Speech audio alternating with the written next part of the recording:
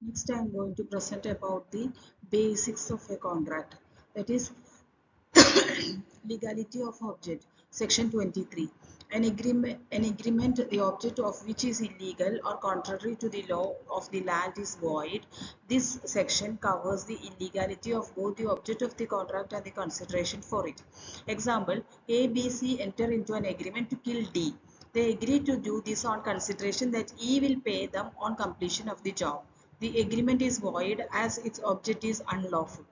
To illustrate, A agrees to sell his car to B for a certain sum of money. Here the consideration for A will be the money which he will receive from B, whereas for B it will be the car that will be sold to him. This also substantiates our point where A has abstained from selling his car to anybody but B. The consideration is exchanged between A and B. The accent or manifestation of B's intention would be the price which he is willing to pay. Here the object of the contract, which is purchase of a car, is lawful. Intention: in India, unlike in England, there is no requirement that the entering into an agreement should intend to create legal obligation. In England, parties should be prepared to face legal action for the contract. And next one is, we have already discussed about consent and free consent. What is the main difference between consent and free consent? Section 13 defines consent as an agreement where both parties share common intention relating to the terms of the contract is known as true consent or consensus ad idem and is at the root of every contract. Free consent is defined under the Act as consent which is not caused by coercion, undue influence, fraud, misrepresentation and mistake. Every free consent is consent, but every consent is not a free consent. And next one is types of contract. Types of contract, there are two types of contract, that is expressed contract and implied contract. Expressed contract is are contracts which have terms and conditions stated explicitly. These agreements have the intention to the parties mentioned in a detailed and comprehensive manner.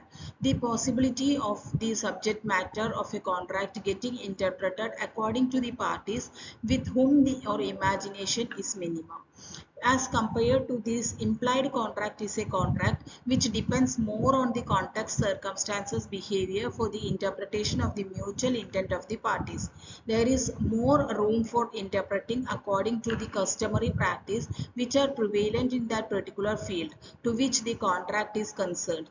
For example, when you board a bus, it is implied contract that you have purchased a ticket from the conductor, and but it has been which what has been done since the bus service was were established.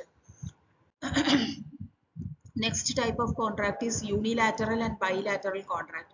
Unilateral contracts are contracts which can only be accepted by performance. For example, a reward to the person who finds the owner's dog.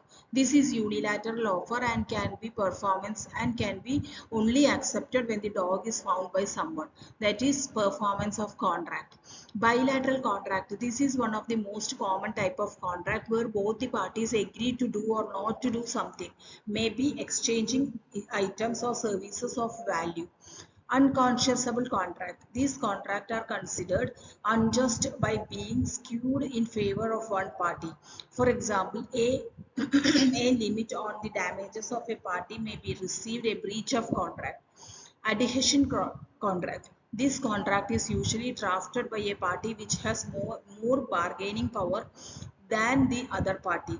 The other party weak and not in a position to bargain, which can be explained by statement, take it or leave it. There is not much scope for the negotiation here since the other party is precariously placed. Then next one is basics of contract. That is, consideration is one of the essential constituent of a contract and is the fundamental reason for the party entering into the contract. A consideration is something of value but is restricted only to money. Then next one is capacity to contract. That is, it states that the parties must be competent to contract and the required one for the party to enter into a contract mentioned. Then consent should be free. Consent should be free when it is not caused by coercion, undue influence, fraud, misrepresentation, and mistake. Thank you.